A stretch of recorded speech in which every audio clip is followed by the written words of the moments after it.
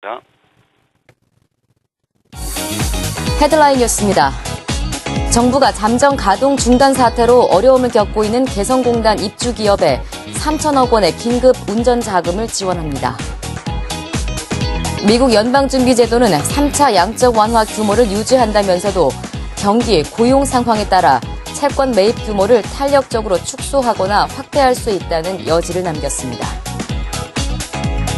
윤상직 산업통상자원부 장관은 5개 경제단체장들과 간담회를 갖고 기업 생산성 혁신을 위한 산업혁신 3.0을 추진해 나갈 것을 제안했습니다. 국회 정무위는 오늘 전체 회의를 열고 공정거래위원회의 전속 고발권을 사실상 폐지하는 내용의 공정거래법 개정안 등 경제 민주화 관련 법안을 처리합니다. 오늘부터 30년 만기의 생애 최초 주택 구입자금 대출과 전세자금 보증금 증액분에 대해 추가 대출이 허용됩니다.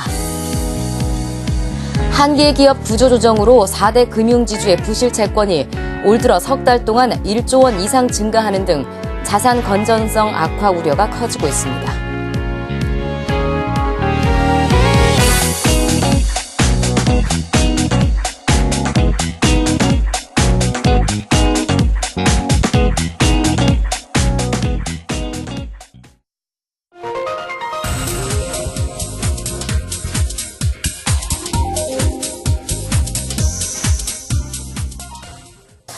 글로벌 매크로 변수 체크하고 우리 시장 전략 다시 한번 세워보겠습니다. LIG 투자증권 김유겸 이코노미스트 스튜디오 모셨습니다. 어서 오십시오. 네, 안녕하세요. 안녕하세요. 크게 오프닝부터 저희가 계속 이야기한 게 미국 FOMC 회의와 이제 남아있는 ECB 정책 회의 이야기였었는데요. 하나하나 풀어보겠습니다. 먼저 FOMC 결과에 대한 해석이 조금 좀 이렇게 그런 것 같아요. 일단 유지한다라는 건 긍정적인데, 그 부분에 대한 해석 한번 먼저 들어볼까요? 네, 일단 이번 FOMC가 지난번과 다른 게 두 가지가 크게 다릅니다. 일단은 먼저 의회를 약간 비판하는 듯한 모습을 보였는데 그것이 재정 정책이 경제 성장을 좀 저해하고 있다. 그러니까 결국 재정 정책 긴축이 성장률을 갉아먹고 있다. 이런 평가를 했고 실제로 2010년 이후로 그런 모습이 좀 이어지고 있습니다. 그리고 또 중요하게 보아야 할 것이 이제 자산 매입 규모를 늘리거나 줄이거나 그러니까 탄력적으로 운영할 수 있다는 걸 시사했는데 사실은 이거 시장에서는 조금 줄일 수 있다는 쪽에 조금 비중을 더 두고 있는 것 같습니다. 실제로 저희가 보다시피 이전에 QE를 시행할 때는 이런 말을 하지 않았는데 지금 와서 중간에 와서 이런 말을 한다는 것이 조금 줄인다는 것에 포커스를 둔 것이 아니냐 생각할 수 있겠고 하지만은 최근에 경제 여건을 좀 살펴보면 당분간은 QE 규모를 변화를 줄 것 같지는 않습니다. 네, 경제 지표도 많이 발표가 됐습니다. 여기에 대한 해석은 어떻게 하고 계십니까? 네, ISM 제조업 지수나 이제 ADP 민간 고용이 발표가 되었는데요. 두 지표 모두 시장 기대치를 좀 하회했습니다.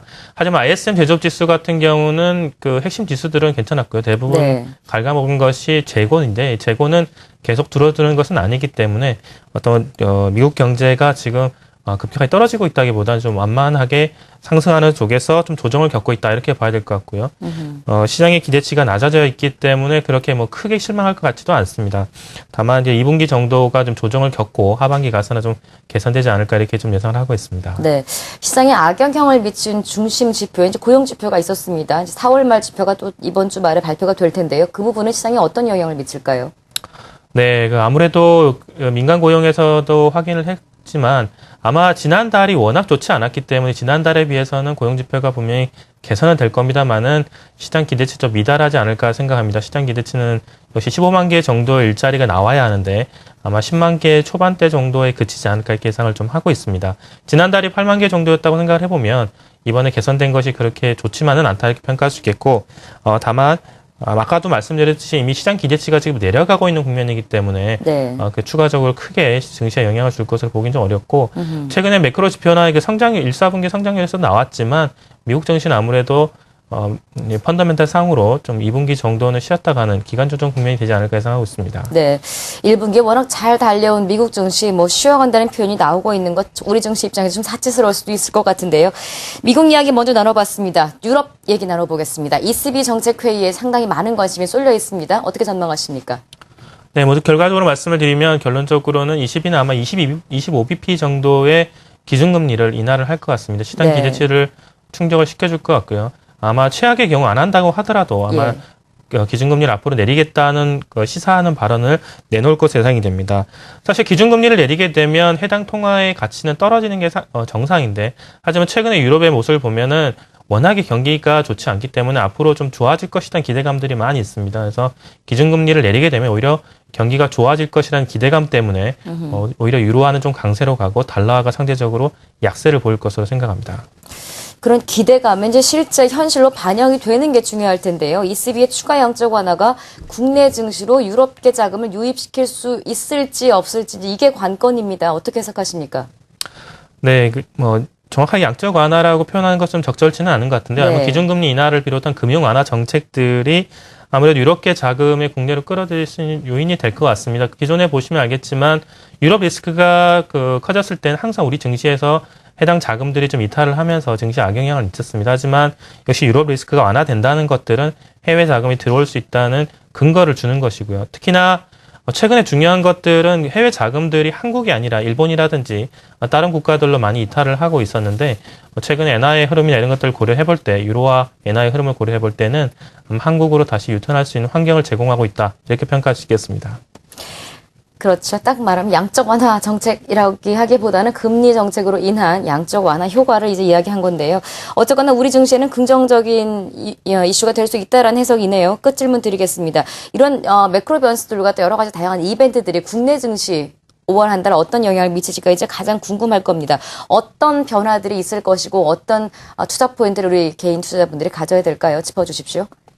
네, 5월에는 세 가지를 말씀을 드릴 수가 있겠습니다. 먼저 국내적으로는 지금 국회에서 협의 중인 추가 경정 예산안이 언제 본회의를 통과하느냐, 언제 시행되느냐를 좀 예측을 해볼 수가 있겠는데, 일단 회기가 오늘까지이기 때문에 오늘이 지나고 나면 아마 5월 중순 정도에 통과가 될 것으로 보이고요.